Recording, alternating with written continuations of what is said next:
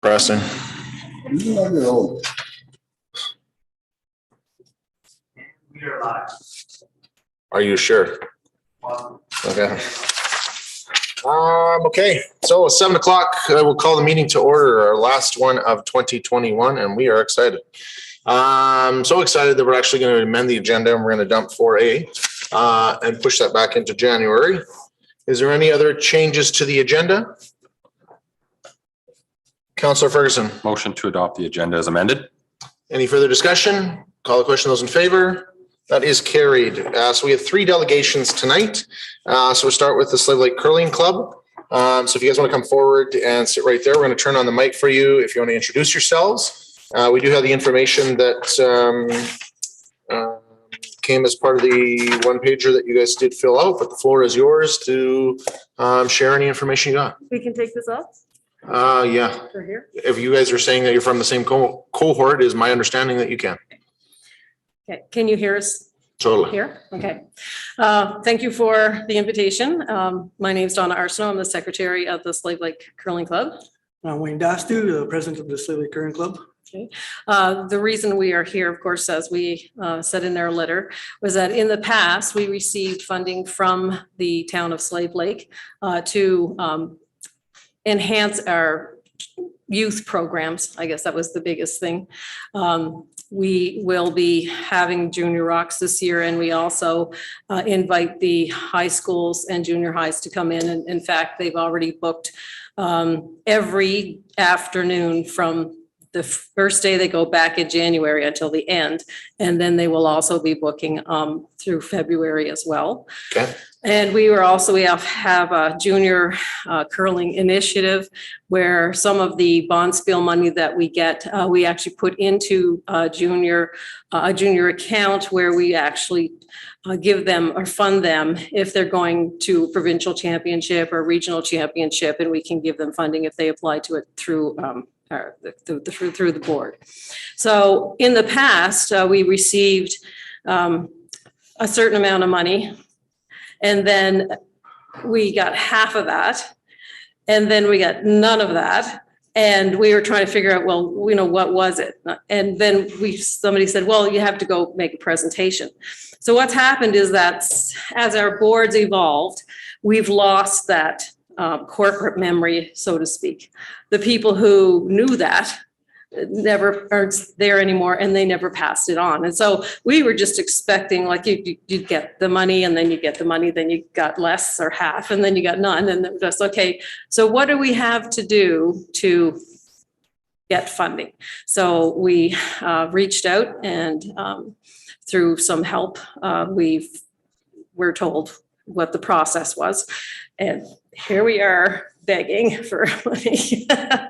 Okay. So appreciate you guys coming today. So a couple things that we'll throw out there and start out with. So one, in the past, there's been some requests made for funding. Mhm. And so I would encourage any group that is looking for funding that should always annually come with a request and never assume that the money that we gave you last year is going to be the same money that we give this year. So the other thing is I know in the past, the council has had this feeling or impression that, eventually we want some of these groups to be self-sustainable, so that it's not an ongoing funding commitment that just lasts forever.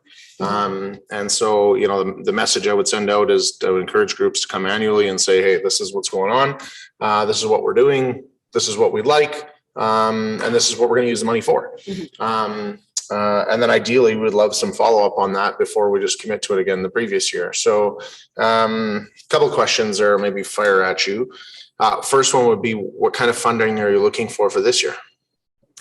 well, in the past, it was it 10? Well, it used to be 19,000. 19,200 before. Yeah. So it's been a few years, I think, since that number. Because we actually, I think it was the 19,000 was split between us and the golf course, maybe 1 year. That's what we were told. So anything would be a help. 10,000 would be ideal. COVID has hit us very hard. We lost all of our revenue sources, being the bar. Last year, we had to shut our whole program down in January, and then we couldn't fundraise. We've had some generous people who have given us money. We have applied for grants, everything we can. One of the unfortunate things is one of the grants that we did get. The fortunate thing is that it was a $42,000 grant to fix the header, which is an $85,000 fix, because we had to continue paying bills with the money that we get.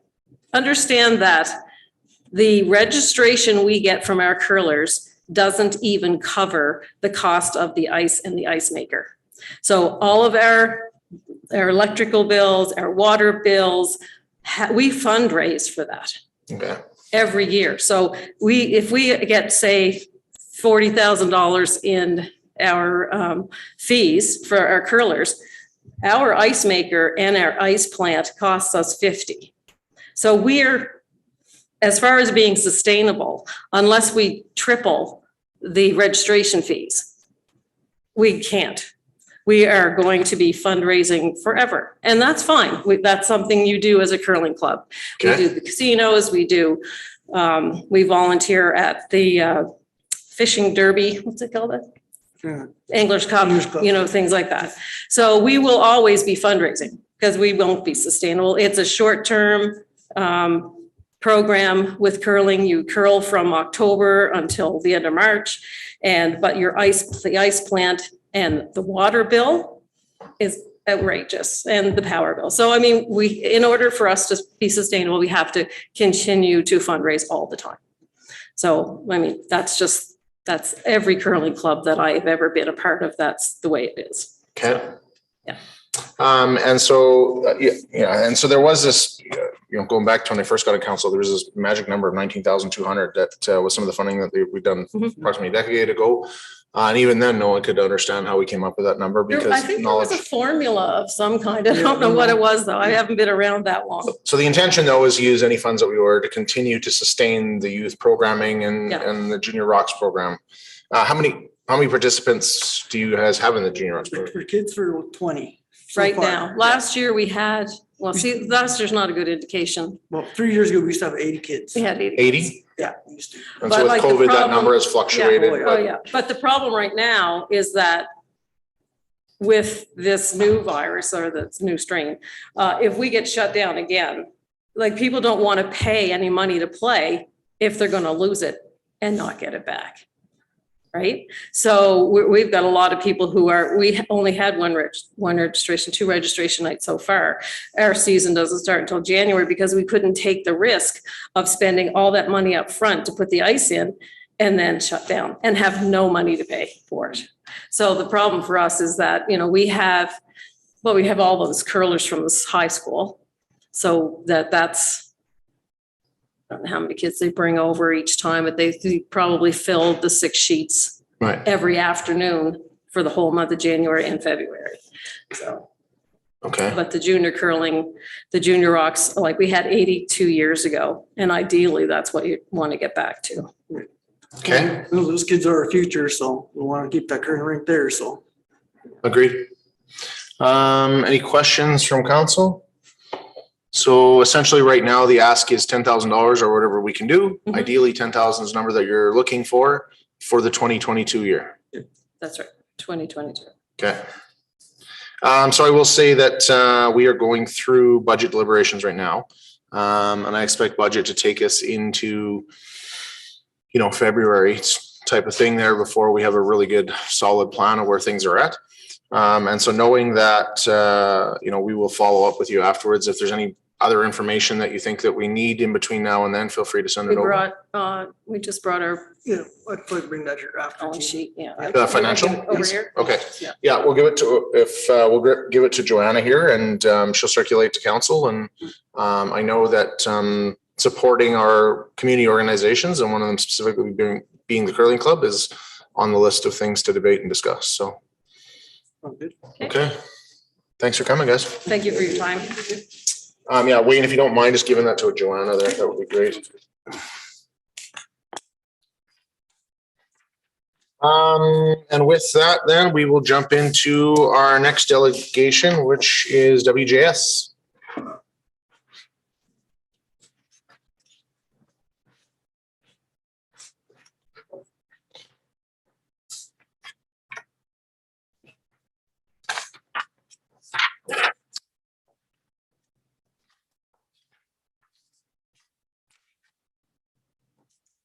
Welcome.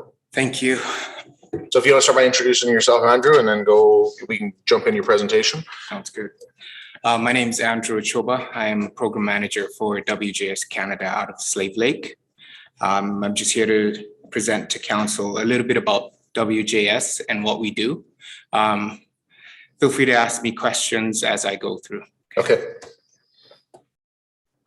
First of all, I'll start with a land acknowledgement. I would like to acknowledge that we live, work, and play in the Treaty 8 territory.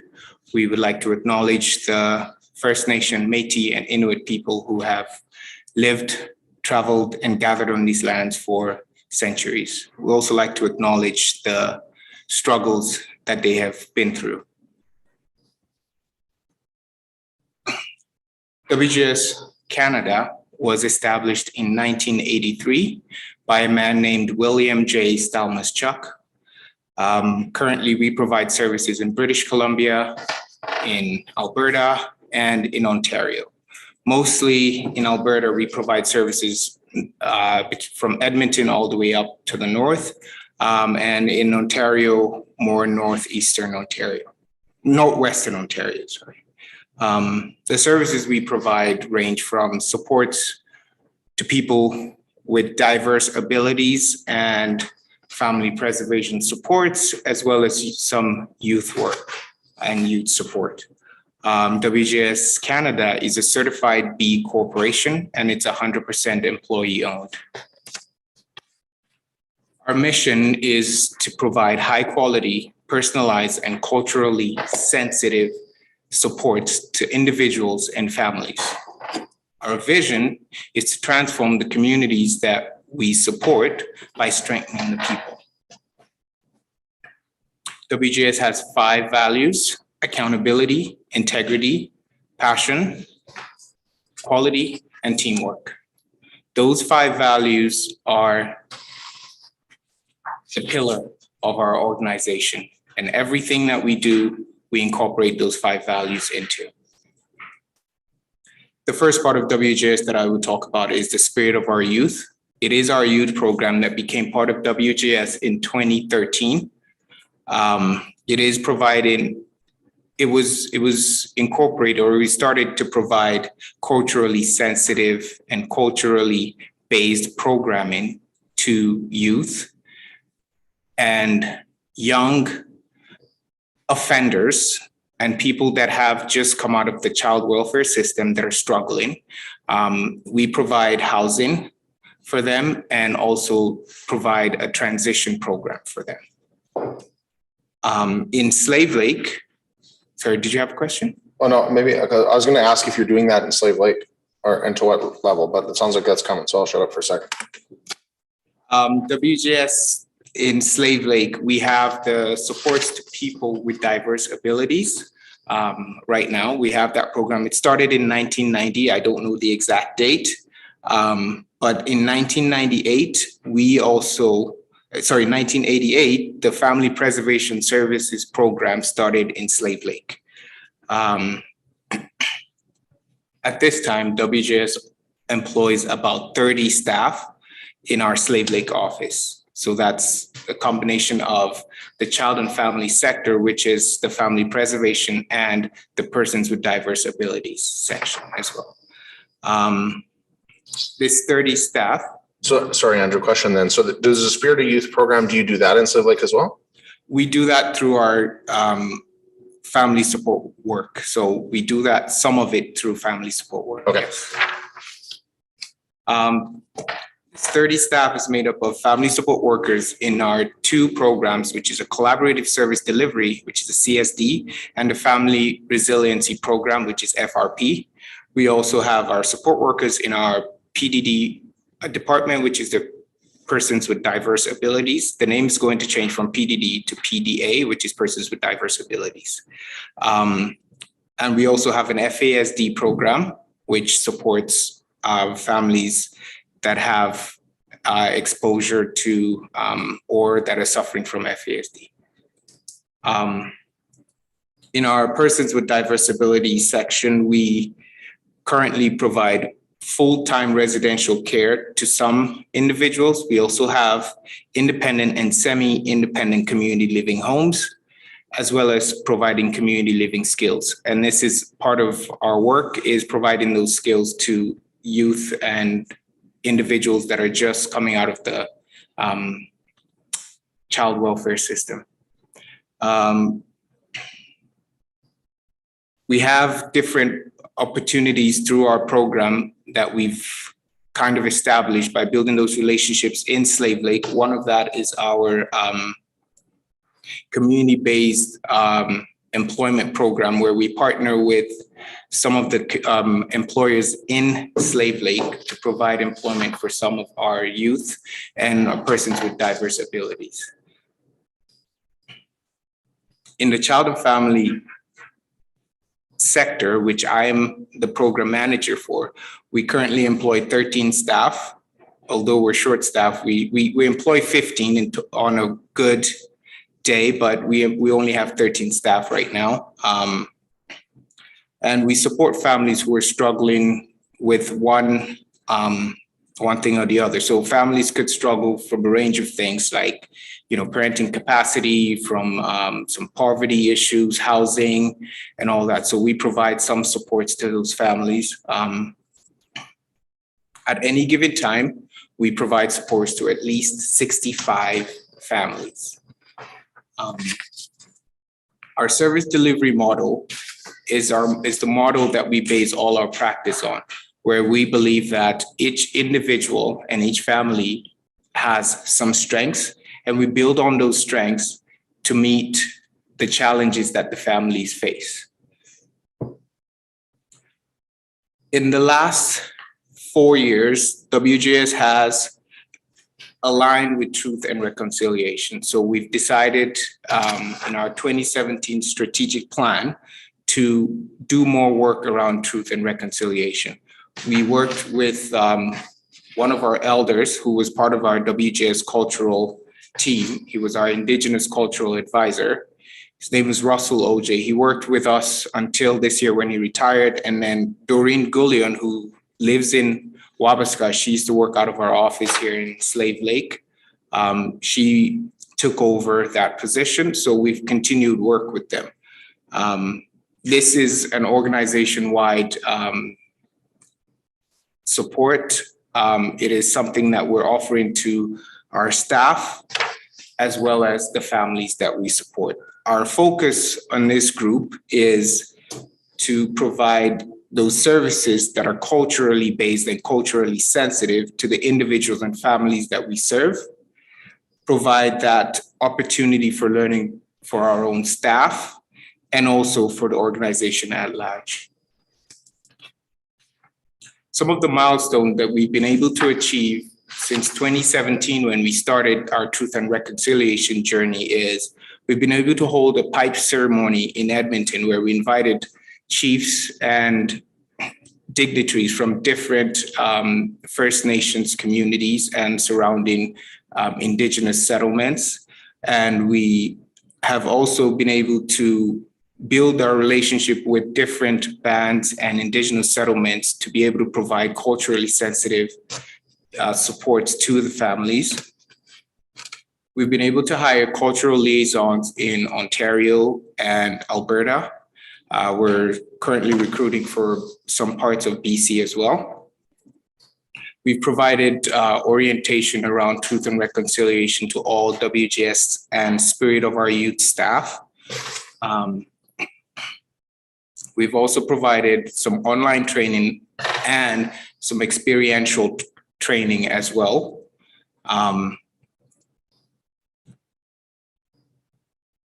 We've provided courses like traditional parenting to our staff to help them be better equipped to support some of the families that we work with that identify as First Nations. We've also provided the Truth and Reconciliation booklets to all staff and all members of our agency, as well as to some of the families that we serve. We also are part of the orange shirt movement. So we support Indigenous businesses that create these orange shirts or manufacture the orange shirts. And we also incorporate some of our staff in that process of, creating the orange shirts and with messages that are unique to WJS.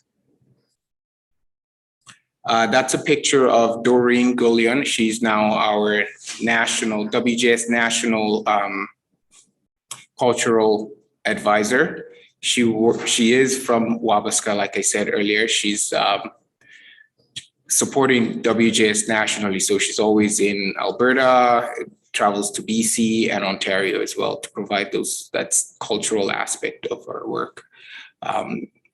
That's also some photos from the Indigenous Day, the Truth and Reconciliation Day in September.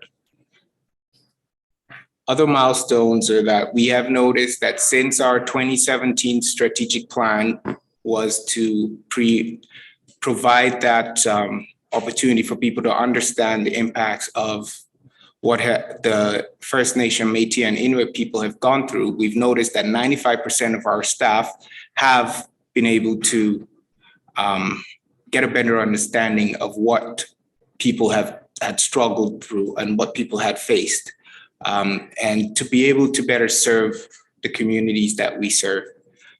We also recently just created a video for a Truth and Reconciliation Working Group speaking about the impacts of the work that we've done. We will continue in this aspect of making sure and making our staff aware of the impact of residential schools, of the impact of colonization on the Indigenous communities, and also continue to serve families in a way that is culturally sensitive and provide those trauma-informed practice to our staff to be able to better serve these families. Any questions? Yeah, Andrew, a question I'd start with is that you recently made a request to council for a letter of support. I just want to know if you wanted to elaborate on that a little bit. Okay, so every 4 years, the government of Alberta asked organizations like WJS to put a proposal forward for a new contract. The last 4 years, we got the contract, and we've worked in communities like Slave Lake, supported the communities. But last April, the contract was supposed to expire, but because of COVID, they pushed it forward. And so in November, they asked us to reapply. Part of that is making sure that, WGS is known in the community and people know that we're providing that service. We also try to work with different organizations in the community. And so part of that was AHS, Alberta Health Services, working with the Friendship Center and all that. And we got supports from them. And I thought, it's best to speak to council and see if we can also get a support from or get a letter from council. And so we thought, if council backs us up, it will also support our application here. Okay. So thank you for coming today. And so I will say that, I do have some experience working at WJS. Our business is one of the ones that has employed people with disabilities in the past. I think you guys do fantastic work. You mentioned something about housing there. So in some of your youth one, I'm just flipping back here to find it there. But you said that you guys do provide housing. Do you do any of that in Slave Lake? Right now, we don't provide housing in Slave Lake unless only through our persons with diverse abilities section. Okay. But that's going to change in the future, hopefully. We're hoping that with this new contract, we'll bring more services to Slave Lake. Okay. If everything goes as planned, yes. Okay. And so I remember talking with WGS about this, their last round when they were doing this. Right. That it is an ongoing process that you guys basically have to continue to apply. Right. And so that process is happening now, and you know, we've provided our letter of support. We did that Yes. at our previous meeting, and I think wish you the best and hope to continue to see the service exist in our community, because it's a key pillar of when we're talking about healthy communities. We've talked a lot about growth in our community, and we have to make sure that we look at after all of those pieces. And I think WJS does a fantastic job of doing that for us. Any other additional questions or comments? Councillor Ferguson. You'd referenced WJS being a certified B Corp. What is a B Corp exactly? Sorry. So a certified B Corp is any company that is called to balance between profit and purpose. So even though we are a for-profit organization, we balance that with purpose. So we make sure that we're not just about the profits, but we're also about impacting the communities that we serve. Perfect. Thank you. Appreciate it. Any other questions or comments? Okay, thanks for coming, Andrew. Very much for having me. Okay, with that, we will jump into our third delegation tonight, Peace Library System. Hello, good evening. Good evening. Don't need that. Okay, So my name is Louisa Robison, and I am the CEO for Peace Library System. And I am very pleased to bring this update to your council. I'm trying to meet with all the councils after an election year to make sure the councillors are familiar with PLS services. Do you want me to wait until he's back? no. Okay. For the benefit of new councillors, I'd like to provide a little background on Peace Library System and our services to the library. And I'd also like to review the funding structures and how funds are allocated to make those services happen. Your council package should include some information about PLS services and their value to your residents, as well as some financial information. And there's also a brochure with a map. So let's start with the map. As you can see, Peace Library System is one of 7 library systems in Alberta. The boundaries are established by the province under the Libraries Act, and within our boundaries, there are 37 member municipalities and 1 Métis settlement.